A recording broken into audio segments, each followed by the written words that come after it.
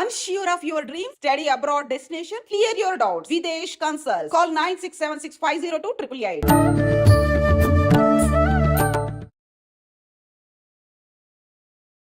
నమస్కారం, welcome to I dream. ధర్మ మార్గం విత్ విజిత కార్యక్రమానికి స్వాగతం. ప్రస్తుతం మనతో పాటు ఉన్నారు ప్రముఖ ఆధ్యాత్మికవేత్త, జ్యోతిష పండితులు మరెల్ల రవిశాస్త్రి గారు. ఇప్పుడు వారితో మాట్లాడి మరిన్ని విషయాలు తెలుసుకుందాం. నమస్కారం అండి. నమస్తే అమ్మ. గురువుగారు, పితృదోషం అంటూ ఉంటారు. అసలు ఏంటి పితృదోషం అంటే? ఎవరికి పితృదోషం అనేది తగులుతుంది? అసలు ఎందుకు వస్తుంది పితృదోషం? ఓం శ్రీ గురుభ్యో నమః.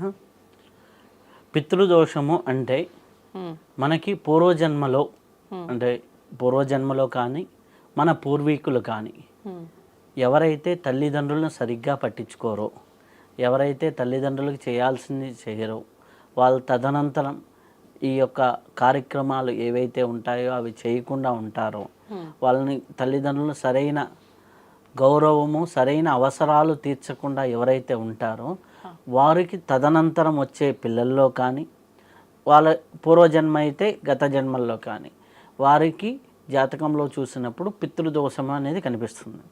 దీన్ని ఎలా చూస్తాము అంటే తండ్రి స్థానం 9వ స్థానం దెబ్బతిని ఉండటం అనేది జాతకంలో కనిపిస్తూ ఉంటుంది.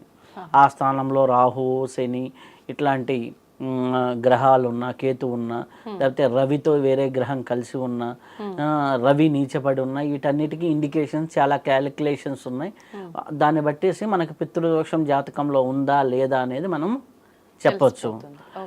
పితృదోషం కారణం ఏంటంటే పూర్వజన్మలో నువ్వు తల్లిదండ్రులకి చేయాల్సింది చేయలేదు, లేదా మీ జనరేషన్స్లో ఒక 7 జనరేషన్స్ బ్యాక్లో ఎవరో చేయవలసిన నియమాలు, పాటించాల్సినవి పాటించకుండా వదిలేయటం వల్ల నీకు ఆ కర్మ రూపంలో అది ఉండిపోయింది అనే ఇండికేషనే పితృదోషం. అంటే 7 తరాల్లో ఎవరు చేయకపోయినా అది తరతరాలకు వస్తుందా పితృదోషం?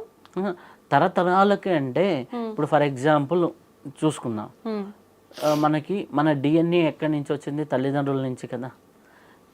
సహజంగానే చెప్తుంటారు వీరికి వీడి తాత లక్షణాలు వచ్చినాయి, వీడికి ముత్తాత లక్షణాలు వచ్చినాయి, లేకపోతే ముత్తాత పోలిక వచ్చింది, లేకపోతే అమ్మమ్మ లక్షణాలు వచ్చినాయి, ఇవన్నీ చెబుతుంటారు. అంటే ఎలాగైతే లక్షణాలు క్యారీ అవుతాయో లక్షణాలతో పాటు గుణాలు కూడా క్యారీ అవుతాయి, గుణాలతో పాటు కర్మలు కూడా క్యారీ అవుతాయి.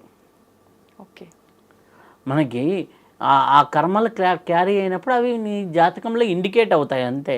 జాతకం తప్పు కాదు, అవి ఆ తరతరాలుగా ఉన్నాయి, ఇండికేట్ అవుతాయి. ఆ ఇండికేట్ అవ్వటం వల్ల ఆ పితృదోషం ఉంటే ఏం జరుగుతుంది అంటే కొన్ని నష్టాలు ఉన్నాయి. ఎటువంటి నష్టాలు అంటే పితృదోషం ఉందనుకోండి, సరైన సమయానికి వివాహం కాదు, సరైన సమయానికి సంతానం ఉండదు, సరైన సమయానికి సరిగ్గా జరగవలసిన విషయాలు సరిగ్గా జరగకపోతే దానికి ఇండికేషన్ పితృదోషం ఉన్నట్టు. అంటే ప్రతి పనిలోనూ ఆటంకాలు అడ్డమవటం, స్లోగా అవ్వటం, లేదు అంటే టయానికి అవ్వకపోవటం. టయానికి అది చాలామంది అంటే సర్వసాధారణంగా చెప్తూ ఉంటారు చాలామంది, నేను ఎప్పుడు టయానికి తినలేనండి, ఏదో ఒక పని పడింది, టయానికి తినడానికి కుదరటం లేదు. వాళ్ళకి అన్నీ ఉంటాయి, ఫైనాన్షియల్గా అన్నీ, టయానికి తినటం కుదరటం లేదు. ఖచ్చితంగా వాళ్ళ జాతకంలో ఉంటుంది ఇండికేషన్ అది. టయానికి జరగాల్సింది జరగకపోవటం. మా అబ్బాయికి టయానికి పెళ్లి కాలేదండి, పితృదోషం అబ్బాయి జాతకంలో ఉంటుంది. మా అమ్మాయికి టయానికి పెళ్ళయింది కానీ పిల్లలు కలగలేదండి, పితృదోషం ఉంటుంది. లేకపోతే టయానికి జరగాల్సింది జరగకుండా ఉంటే అది ఆటోమేటిక్గా పితృదోషం ఉంది అనేది మనకు అర్థమవుతుంది. సో దానికి మనకి ఎన్నో రెమెడీస్ ఉన్నాయి, ఎన్నో పద్ధతులతో చెప్పారు. మన పూజా విధానంలో చెప్పారు, ధ్యాన విధానంలో చెప్పారు, అలాగే మనకి సాధారణంగా చేసుకునే రెమెడీస్ ఎన్నో ఉన్నాయి. అవి చేసుకుంటూ ఉంటే సరిపోతుంది. ఓకే, ఏంటండి ఆ రెమెడీస్ ఏంటి? ఆ రెమెడీస్ ఏంటి అంటే ప్రధానంగా మనం చూసినట్లయితే సర్వసాధారణంగా మనకు పూజా విధానంలో నారాయణ బలి పూజ అని ఉంటారు. ఇది మనకి పిఠాపురంలో చేస్తూ ఉంటారు, లేకపోతే మనకి ఇదేది మనకి గోదావరి పుట్టిన నాసిక్ త్రయంబకంలో చేస్తూ ఉంటారు నారాయణ బలి పూజ. అది ప్రధానంగా అందరూ చేయించుకునేటటువంటిది. అలాగే పితృదోషం పోవడానికి ఇది కాకుండా జనరల్గా మనం చెప్పుకోవాలంటే శివాభిషేకం, సోమవారాలు ఫాస్టింగ్ చేయటం, ఇది కూడా పితృదోషంకి మంచి రెమెడీ. లేదు ఇంకా అనుకుంటే మనం ఎక్కడైనా నదీ స్నానాలు చేస్తున్నప్పుడు లేదా నదీ ప్రదేశాలకు వెళ్ళినప్పుడు మనం చేత్తో జలం తీసుకొని సర్వేభ్యో పితృదేవతాభ్యో నమః, సర్వేభ్యో పితృదేవతాభ్యో నమః, సర్వేభ్యో పితృదేవతాభ్యో నమః అనేసి మన కాశీ వెళ్ళాను.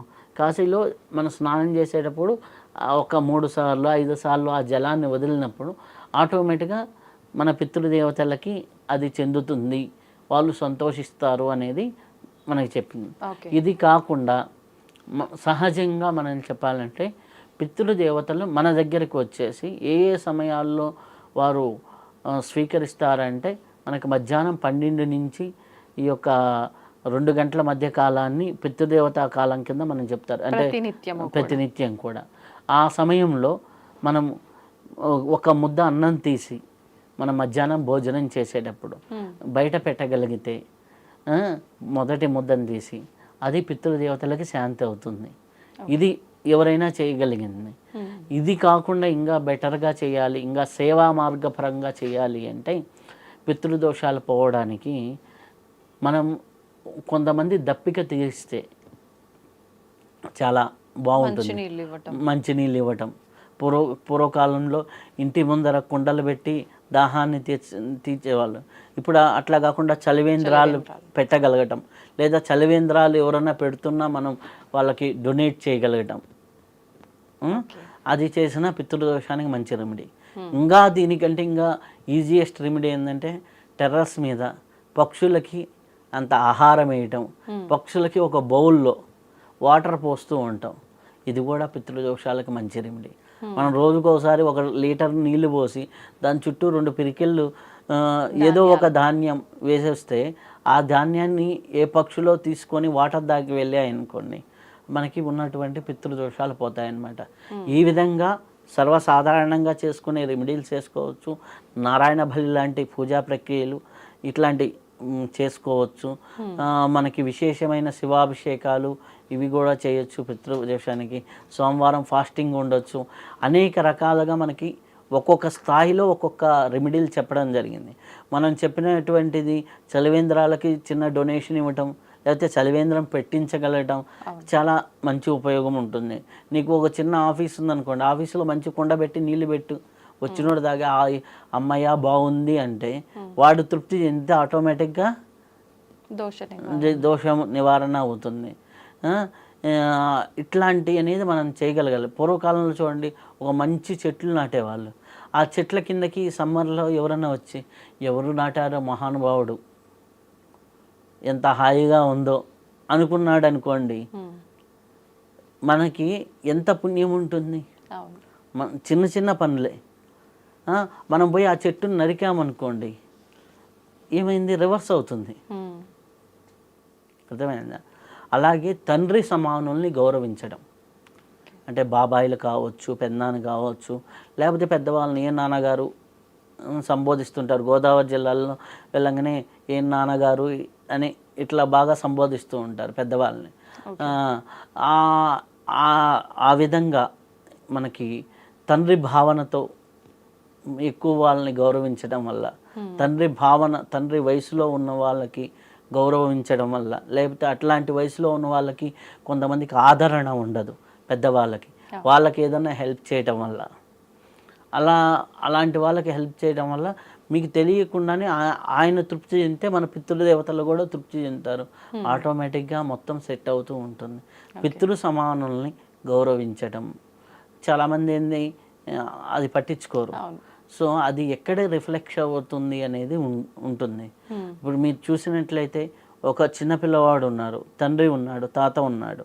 ఈ తండ్రి తాతకి ఎంత వాల్యూ ఇస్తున్నాడు అనేది ఈ పిల్లవాడు గమనించి, రేపు నువ్వు పెద్దవాడైనప్పుడు ఇతని తండ్రి అయినప్పుడు ఇదే గౌరవం నీకు ఇస్తాడు.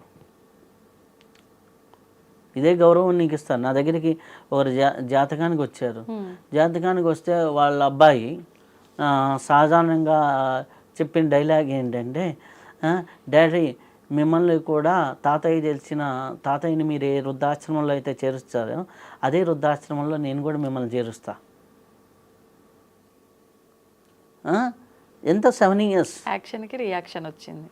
7 years అబ్బాయి తాతయ్యని మీరు చేర్చారు కదా, అమ్మమ్మని తాతయ్యని ఆ వృద్ధాశ్రమంలో చేరుస్తా, అమ్మమ్మ వాళ్ళు ఉన్న రూమ్లోనే మీరు కూడా ఉండండి అంటే వాడికి ఉన్న జ్ఞానం వీళ్ళకి లేకపోయింది అని అతను క్యాజువల్గా, అంటే పెద్దవాళ్ళు అయితే వృద్ధాశ్రమానికి పంపించాలేమో అనేది వాడికి నేర్చుకున్న జ్ఞానం. అర్థమైందా? ఆ మాట విని వాళ్ళమ్మ తీసుకొని వచ్చింది పరిగెత్తుకుంటూ, మా అబ్బాయి జాతకం ఏంది అనేసి నా దగ్గరికి. మా అబ్బాయి జాతకం అంటే పెద్ద అయితే మిమ్మల్ని కూడా అలానే వదిలేస్తాడమ్మా, మీరు వాళ్ళని 60sలో వదిలేశారు, మీ అబ్బాయి అయితే 50లోనే వదిలేస్తాడు అని చెప్పా. అదేంటండి అంత దారుణంగా ఉందా జాతకం అంటే? అంత దారుణంగా జాతకం లేదు, మీరు నేర్పించిన జ్ఞానం అది. ఇప్పుడు నేనేం చేయాలంటే వాళ్ళని తెచ్చుకొని ఇంట్లో పెట్టుకోండి చాలు, ఆటోమేటిక్గా అన్నీ సెట్ అవుతాయి అని చెప్పా. దానికి పెద్ద పూజ ఏం అవసరం లే, నువ్వు మీ ఇంట్లో నాన్న ఎట్లా గౌరవిస్తున్నావు అయిపోయింది. నువ్వు ఇంట్లో మీ నాన్న ఎట్లా గౌరవిస్తున్నావు, ఒక్కో చోట వీలు కాకపోవచ్చేమో, కానీ వీలైనంత వరకు తల్లిదండ్రులకు ఇవ్వాల్సిన గౌరవాన్ని ఇస్తూ ఉంటే, తల్లిదండ్రులను బాగా చూసుకుంటే, తల్లి తండ్రి సమానులైనటువంటి పెద్దవాళ్ళని బాగా చూసుకుంటూ ఉంటే, గౌరవిస్తూ ఉంటే, ఎక్కడ చులకన భావంతో మాట్లాడకుండా ఉంటే, అయ్యో ఏ తల్లి కన్నా బిడ్డో అని ఏ అమ్మాయినా అనుకుంటే, ఏ తండ్రి కన్నా బిడ్డో అని ఎవరైనా అనుకుంటే నీకు పితృదోషాలు పోతాయి. నీ ప్రవర్తన అలా ఉందా, ఈడు ర్యాష్గా ఉంటే వీడిని ఎవడు పెంచాడో ఎదవ అన్నారనుకోండి, మీ అమ్మ ఎట్లా పెంచిందో నిన్ను అన్నదనుకోండి, నీకు ఇంక్రీజ్ అవుతుంది దోషం. కాబట్టి నీ ప్రవర్తనలో ముందర మార్పు రావాలి, ప్రవర్తన మారాలి. ప్రవర్తన మార్చుకోవాలంటే నువ్వు కొద్దిగా సేవా మార్గంలో వెళ్తూ ఉండాలి. ఆ సేవా మార్గంలో ఉన్నదానికే ఇంకా మరీ దోషాలుంటే ఎట్లా పూజలు ఇవి చెప్పాను అవన్నీ చేసుకుంటూ ఉంటే పితృదోషం అనేదాన్ని తగ్గించుకోవచ్చు. నిజంగా మీరు చెప్పింది వాస్తవం. తల్లిదండ్రుల విషయంలో కృతజ్ఞత ఉండకపోయినా ఓకేనేమో కానీ దూషించే రకంగా తీసుకెళ్ళి బయట వదిలేసే రకంగా ఉండకుండా ఉంటే సంతోషం. నేను అందుకే ఆ ప్రాక్టికల్ ఎగ్జాంపుల్ చెప్పింది నా దగ్గర జరిగింది అనమాట. వాళ్ళ కొడుకు అంటేనేమో ఆమెకు బాధ వచ్చింది, వాళ్ళ తల్లిదండ్రులనేమో బయట వదిలేసాము. కాబట్టి ఇట్లాంటి పరిస్థితి చేయాల్సిందల్లా దోషం వస్తుందేమో అని కాదు, కానీ మనని అంటే ఇంత జన్మిచ్చి మనకు ఈ సౌకర్యాలు ఇవన్నీ మనం అనుభవిస్తున్నామంటే వాళ్ళు ఏంది మనం లేం. కాబట్టి ఎప్పటికీ వాళ్ళ విషయంలో కృతజ్ఞతగా ఉండడమే మనం వాళ్ళకి ఇచ్చే ఒక గొప్ప ఏమంటారు వరం అనుకోవచ్చు. నిజంగా సంతోషం అండి, ధన్యవాదాలు.